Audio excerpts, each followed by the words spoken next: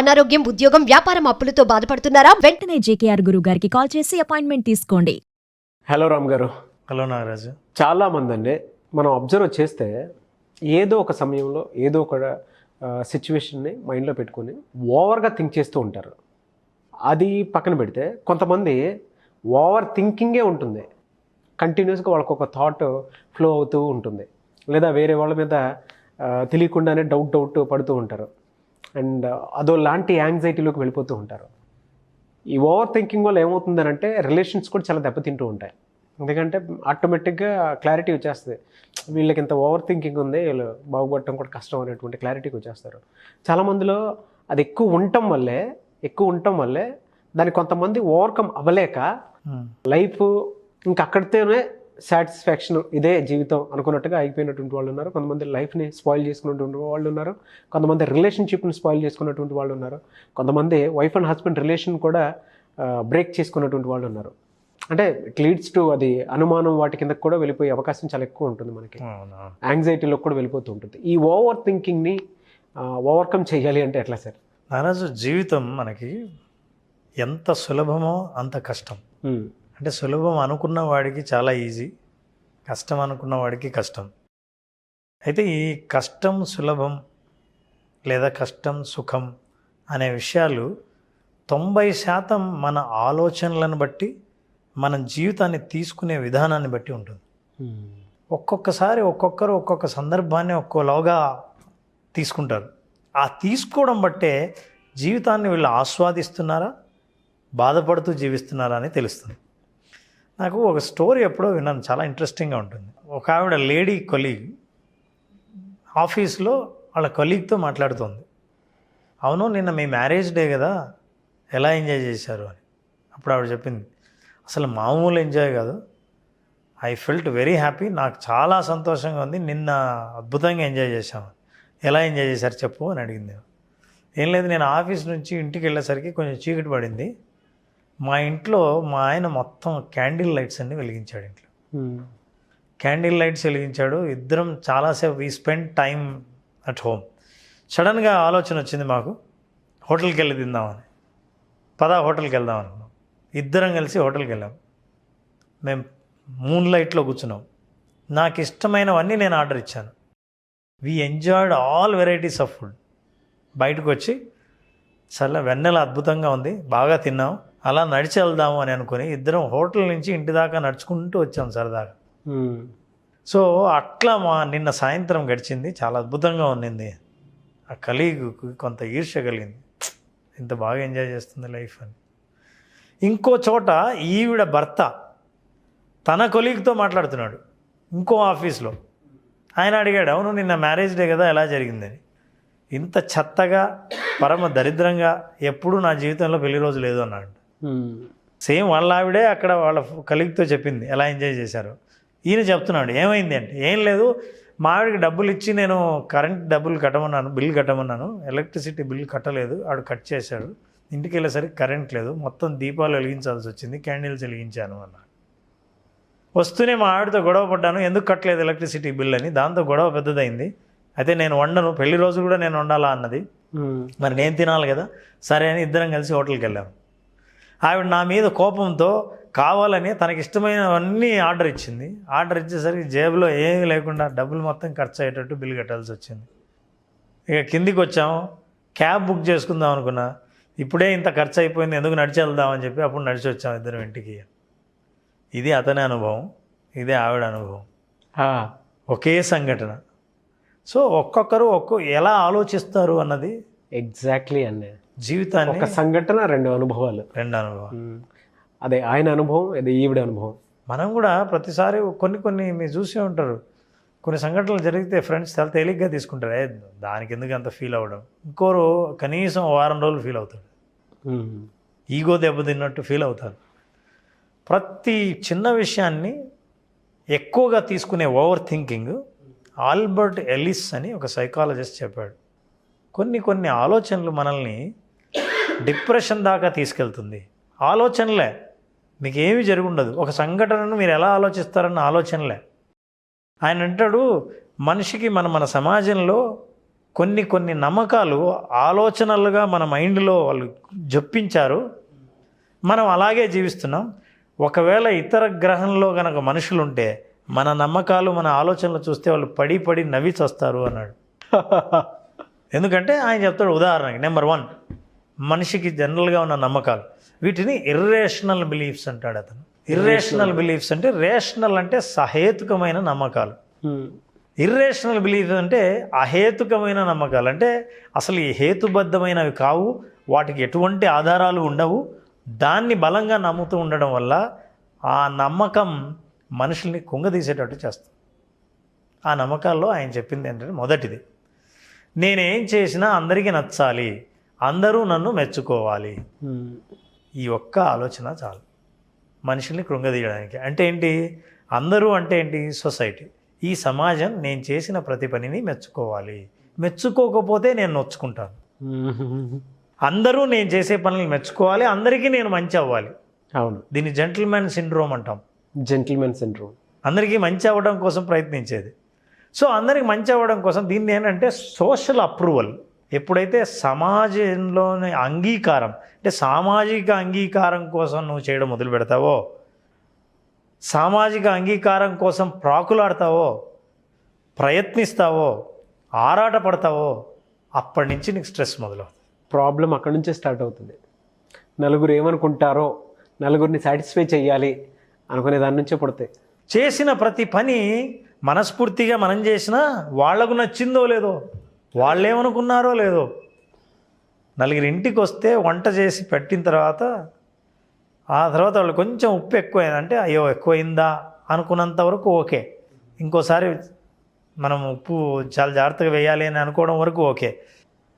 ఆయన last year వచ్చినప్పుడు ఉప్పు ఎక్కువైందని అన్నాడు, మరి వాళ్ళ ఇంట్లో ఎలా తింటారో, ఎప్పుడు బాగా వచ్చేది ఎందుకో ఈసారే నేను బాగా చేయలేదు, అనవసరంగా నేను నిన్ను చెప్పాను బయట నుంచి తీసుకురమ్మని. ఈ ఆలోచనలు ఎక్కడి దాకా వెళ్తాయో తెలియదు. అలా అలా అలా ఆలోచిస్తూ వాళ్ళని చూసినప్పుడు అంత కాన్ఫిడెన్స్ కోల్పోతుంటారు. ఎందుకంటే వాళ్ళు ఎప్పుడో నన్ను ఉప్పు తక్కువ వేసామన్నారు కాబట్టి వాళ్ళని ఫేస్ చేయాలంటే నన్ను ఏమనుకుంటుంటారో, నాకు వంట రాదనుకుంటుంటారేమో, నేను ఇలాగే చేసి పెడుతున్నా అనుకుంటారేమో. మొట్టమొదటి సామాజిక అంగీకారం ఒక పెద్ద అడిక్షన్. అందరూ నన్ను మెచ్చుకోవాలి.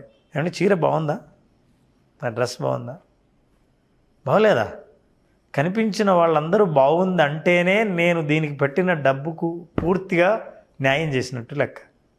లేకపోతే అందరూ బాగుందన్నంత వరకు నేను నిద్రపోను.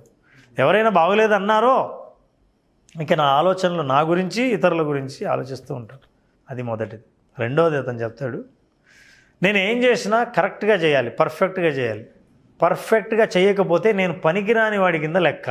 నేను ఇది తప్పు చేశాను కాబట్టి, ఇది పర్ఫెక్ట్గా చేయలేదు కాబట్టి, పర్ఫెక్షన్ లేదు కాబట్టి, అవతల వాళ్ళకి నచ్చలేదు కాబట్టి నేను యూజ్లెస్ అని అనుకోవడం వల్ల వాళ్ళే తన నమ్మకాలు ఏంటంటే నాకు నేనే తక్కువ వాడిని అని తగ్గించుకోవటం, వాల్యూకు వాళ్ళే లేకుండా చేసుకుంటారు. అంటే ఒక్కొక్కసారి ఎలా చేసుకుంటాం మనకు అది అందరికీ ఉంటుందండి. అది ఎక్కువగా ఎట్లా ఆలోచన అందరికీ ఉంటుందంటే నాకు టక్కున గుర్తొచ్చింది. సో నారాజు మనం చిన్న యాక్టివిటీ చేద్దాం. Done sir. సో ఒక పెన్ను పేపర్ ఉంటే బాగుంటుంది. షూర్. పెన్ను పేపర్ ఉందా? ఒకసారి తీసుకుంటాను. పెన్ తీసి ఒకసారి పెన్ను పేపర్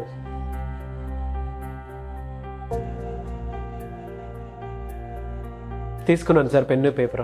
30 సెకండ్స్ టైం ఉంది నారాజు. 30 సెకండ్స్లో నువ్వు జీరోస్ డ్రా చేయాలి, అంటే సున్నాలు గీయాలి. Okay.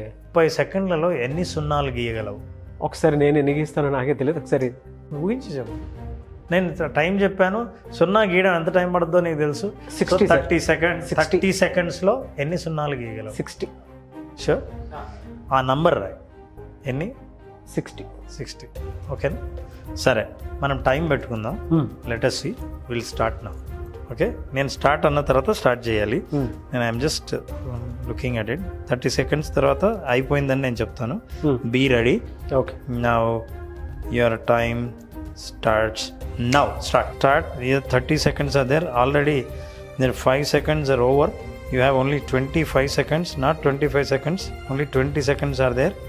And we have given completely 30 seconds. Out of 30 seconds, now 15 seconds are over. Only 15 seconds more. 15 seconds more అని అనుకున్నాం కానీ ఈ లోపలే ఇంకో 5 సెకండ్స్ అయిపోయాయి, ఇంకా 10 సెకండ్లు మాత్రమే ఉన్నాయి, నువ్వు ఈ 10 సెకండ్లలో ఎన్ని గీస్తున్నావు చూడాలి, ఇంకా 5 సెకండ్లు, 3 సెకండ్లు, 2, 1 డన్ అయిపోయింది, stop. So Nagaraj activity is done, show me what you did. Total 60 నేను మీకు చెప్పింది, బట్ నేను మొత్తం డ్రా చేసింది 75. 75 చేయగలి. 75 మీరు చెప్పేటప్పుడే నేను క్యాలిక్యులేట్ చేసుకొని రౌండ్ చేశాను. క్యాల్కులేట్ చేస్తూ చేసావు. యాక్చువల్గా అయితే నంబర్ కౌంట్ చేయకుండా గీసుంటే ఇంకా ఎక్కువ గీసుండొచ్చు, కానీ ఎస్టిమేట్ చేస్తున్నప్పుడు ఐ ఆస్క్డ్ యువర్ కెపాసిటీ, 30 సెకండ్లలో ఎన్ని గీయగలవు అంటే 60 అని కొంచెం కెపాసిటీ పెంచే చెప్పాం. అవును, అయినా సరే యూ హ్యావ్ మోర్ కెపాసిటీ, 75 30 సెకండ్స్లో. అవును. సో మనల్ని మనమే తక్కువ అంచనా వేసుకుంటాం తప్ప ఈ ప్రపంచంలో ఎవరు తక్కువ అంచనా. నిజమే సార్. ఒక వ్యక్తి మనమే శత్రువు. నేను జనరల్ ఎస్టిమేషన్ వేసింది 30 సెకండ్ అంటే సెకండ్కో 2 చొప్పున వేసుకుందాం చూద్దాం.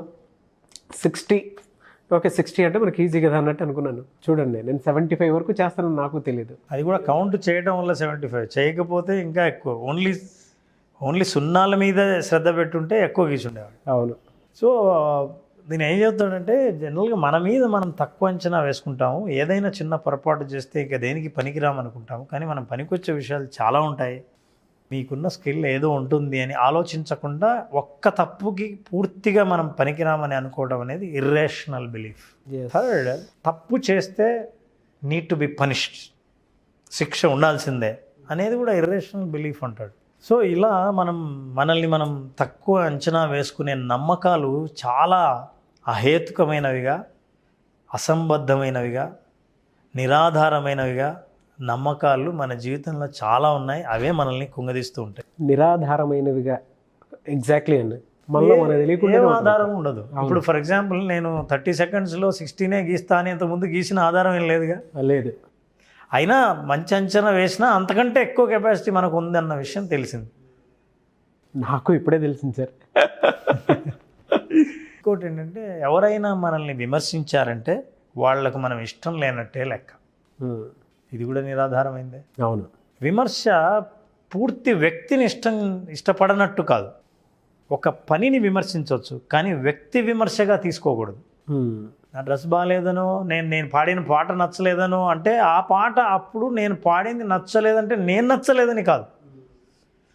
కానీ ఈ ఇర్రేషనల్ బిలీఫ్స్లో చాలామంది ఎవరైనా ఒక మాట అంటే ఒక విమర్శ చేస్తే దాని అర్థం నన్ను వాళ్ళు నచ్చకపోవడం వల్ల విమర్శ చేశారు అని అనుకోవడం వల్ల మీకు ఇతరుల పట్ల ఉన్న ఒపీనియన్ ప్రతిసారి మీ కమ్యూనికేషన్లో రిఫ్లెక్ట్ అవుతూ ఉంటుంది. నేను వాళ్ళకు నచ్చను, అందుకే వాళ్ళు పిలిచిన ఫంక్షన్కి రాను. వీళ్ళంటే నాకు ఇష్టం లేదు, నేనంటే వాళ్ళకి ఇష్టం లేదు, అందుకే వాళ్ళని కలవడం అవాయిడ్ చేద్దాం. వాళ్ళు ఇలా అన్నారు కాబట్టి అప్పటి నుంచి నేను వాళ్ళను దూరం పెడతాను. Irrational beliefs. తర్వాత మనిషి రిస్క్ తీసుకోకూడదు, ఎప్పుడు రిస్క్ తీసుకోకూడదు. లైఫ్ సేఫ్గా ఉంటేనే జీవితం బాగా సాఫీగా ఉన్నట్టు. ఈ సమాజం నేను మెచ్చుకునేది ఎప్పుడంటే ఏ రిస్క్ తీసుకోకుండా జీవితంలో పైకి వెళ్తున్నాడని. ఇది ఇర్రేషనల్ బిలీఫ్. జీవితంలో మీరు ఏదైనా సాధించాలనుకుంటే రిస్క్ లేకుండా ఏది సాధించలేదు. రిస్క్ అనుకుంటే ఏదైనా రిస్కే. మీరు నవ్వినా రిస్కే, వంట చేసినా రిస్కే, ప్రయత్నం ఏదైనా చేసినా రిస్కే, చేయకపోయినా రిస్కే. అసలు పెద్ద రిస్క్ ఏంటంటే ఏ రిస్క్ తీసుకోకపోవడమే పెద్ద రిస్క్. సో రిస్క్ తీసుకోకుండా జీవిస్తే అందరూ గవర్నమెంట్ జాబ్ వస్తే, స్టాండర్డ్ శాలరీ వస్తే, రిటైర్ అయ్యేంత వరకు ఆ జాబే ఉంటే రిస్క్ లేని లైఫ్ని అందరూ మెచ్చుకుంటారు. ఇది irrational beliefs. Now people are becoming young age, people are becoming CEOs, entrepreneurs స్టార్టప్స్లో దూసుకెళ్ళిపోతున్నారు. అసలు మామూలుగా లేదు. ఒకప్పుడు చైర్మన్స్ లేకపోతే CEOs అంటే వాళ్ళ వయసు చూసినప్పుడు మనకు, ఇప్పుడు వయసును చూస్తే మీరు ఆశ్చర్యపోతారు. క్రియేటివిటీ ఏ ఒక్కరి సొంతం కాదు. సో ఈ నమ్మకాలన్నీ ఇప్పుడు ఏం పనిచేయవు. సో మనుషుల్ని కుంగదీసే ఈ నమ్మకాలు ఏవైతే ఇర్రేషనల్ బిలీఫ్స్ ఉన్నాయో వాటి నుంచి బయటపడడం వల్ల మనిషి ఈ ఆందోళనకు గురి కావడం కానీ, ఒత్తిడికి గురి కావడం కానీ, మానసికంగా కుంగిపోవడం కానీ దాని నుంచి మనం తప్పుకోవచ్చు. అలా చేయాలనుకుంటే ఎవరైనా సరే ఎక్కువగా స్ట్రెస్ ఫీల్ అవుతుంటే ఇట్లాంటి నమ్మకాల ద్వారా ఫస్ట్ వాళ్ళు ఐడెంటిఫై చేయాల్సింది ఏ నమ్మకం నన్ను ఇలా ఆలోచించేటట్టు కృంగదీస్తుంది. చేస్తుంది. నేను ఏం ఆలోచిస్తుంటే ఇలా ఉంది. తల్లిదండ్రులు కూడా నమ్మకాలు ఉంటాయి. పిల్లలు సరిగ్గా చదవకపోతే జీవితంలో పైకి రాడు. ఇది నిజమా? సరిగ్గా చదవకపోతే చిన్నప్పుడు కాన్వెంట్ స్కూల్లోనో ఎక్కడో మార్కులు సరిగ్గా రాకపోతే జీవితంలో ఇక బాగుపడడు. ద టాప్ పీపుల్, పెద్ద ఇన్వెంటర్స్, లేకపోతే కంపెనీని స్టార్ట్ చేసిన సీఈఓస్ కానీ ఇట్లాంటి వాళ్ళని చూస్తే మిడిల్ డ్రాప్ అవుట్స్ అయి ఉంటారు, పూర్ స్టూడెంట్స్ స్కూల్లో అయి ఉంటారు. వాళ్ళు అద్భుతాలు సాధించిన వాళ్ళు ఉన్నారు. దాని అర్థం చదివితే సాధించరని కాదు, కానీ బాగా చదివితే చిన్నప్పుడు పైకి వస్తాడన్న గ్యారంటీ కూడా లేదు. సో ఇట్లాంటి ఇర్రేషనల్ బిలీఫ్స్ మనుషుల్ని ఆందోళన గురి చేస్తాయి, మనుషుల్ని తప్పుగా ఆలోచించేటట్టు చేస్తాయి. కాబట్టి ఆ బిలీఫ్స్ నుంచి బయటపడాల్సిన అవసరం ఉంది. అలా బయటపడాలంటే ఏ నమ్మకం మనల్ని ఇలా ఆలోచింపచేస్తుందో వాటిని గుర్తించాలి. గుర్తించి మీరు సరైన మీకు హెల్ప్ చేసే ఎవరినైనా కలిస్తే వాళ్ళు ఎలా బయటపడాలి ఆలోచనల నుంచి సహకరిస్తారు. ఓకే. సో చాలా నమ్మకాలు, ఫర్ ఎగ్జాంపుల్ నాకు అంత అర్హత లేదు, ఇదో నమ్మకం. నేను ఎమోషన్ని కంట్రోల్ చేయలేను, చాలామంది. ఇవన్నీ these are all trainable skills. మీరు ట్రైనింగ్ తీసుకుంటే మీరు స్కిల్ డెవలప్ అయ్యేటువంటివి ఇవన్నీ. నమ్మకాలు మార్చుకోవచ్చు. సో ఇట్లాంటి నమ్మకాల ద్వారా మనుషులు సరిగ్గా వాళ్ళ సమాజంలో వాళ్ళ స్థితిని, వాళ్ళ స్థాయిని వాళ్ళు అర్థం చేసుకోకపోవడం వల్ల హ్యాపీగా ఉండలేకపోతారు. అయితే ఈ నమ్మకాలు దాదాపు 12 నమ్మకాలని ఆయన చెప్పాడు. ఈ 12 నమ్మకాలని 3 నమ్మకాల కింద డివైడ్ చేశాడు. ఓకే. ఏంటంటే మస్ట్ నమ్మకాలు అంటాడు. అంటే తప్పనిసరి అని మనం అనుకునేవి, తప్పనిసరి అనుకునేవి ఏవి తప్పనిసరి కాదు అంటాడు. ఏంటి 3 అంటే, number 1, I must do well. నేను ఏది చేసినా బాగా చేయాలి. You must treat me well. నన్ను అందరూ గౌరవించాలి. నేను ఎక్కడికి వెళ్ళినా నాకు నా మర్యాద దక్కాలి. Must. The world must be easy. ఈ ప్రపంచం చాలా ఈజీగా ఉండాలి. నేను సంపాదించేది కానీ, నేను ఏదైనా పర్ఫామ్ చేసినా, నేను ఎవరితో మాట్లాడినా, ఏదైనా బిజినెస్ చేసినా అన్నీ స్మూత్గా జరిగిపోవాలి. ఈ మస్ట్ ఉన్నాయి చూసారా, ఈ మస్ట్లే డేంజరస్. అక్కడ మస్ట్ అనే రూల్ ఏం లేదు. ఐ మస్ట్ డూ వెల్ సరిగ్గా చేయకపోవచ్చు. మనం అనుకున్న ఎంతోమంది సైంటిస్టులు ఏది కనిపెట్టాలన్నా ముందు ఫెయిల్ అయ్యారు. సో అక్కర్లేదు. You must treat me well అంటే యూ మస్ట్ డిమాండ్ చేయలేరు. అవతల వాళ్ళు మిమ్మల్ని ఎలా ట్రీట్ చేయాలో మీరు డిమాండ్ చేయడం ఏంటి? అవును. ఈ ప్రపంచం అంతా ఈజీగా ఉండాలి. The world must be easy. ఎందుకు ఉంటుంది? ఉండదు, మిమ్మల్ని పరీక్షిస్తుంది. సో ఈ వాస్తవాల్ని మీరు అర్థం చేసుకుంటే ఈ పిచ్చి నమ్మకాల నుంచి బయటపడవచ్చు. ఓవర్ థింకింగ్ ఆటోమేటిక్గా కంట్రోల్లో ఉంటుంది, తగ్గుతుంది. కెపాసిటీని నమ్ముకోవాలండి. మీరు ఇందాక నాకు యాక్టివిటీ చేయించినట్టు సెల్ఫ్ కెపాసిటీ మీద బిలీఫ్ సిస్టమ్ ఉండాలి. సో ఆ సెల్ఫ్ కెపాసిటీని ఐడెంటిఫై చేసినప్పుడు ఈ నమ్మకాలు ఒక్కొక్కటి ఎదిగిరిపోతాయి. సో ఇలా అంటే చేయడం ద్వారా అనవసరమైన ఆలోచనల నుంచి బయటపడి మనిషి ప్రశాంత జీవనం, ఆనంద జీవితం, సమాజంలో ఇతరుల విమర్శకు బెదిరిపోకుండా ఆ విమర్శలను ఎదుర్కొనే స్థైర్యం కలిగి హ్యాపీగా ఉండగలుగుతారు. అట్లా ఈ అనవసరమైన ఆలోచనల నుంచి బయటపడవచ్చు. Thank you sir. Thank you so much Ram garu. Thank you.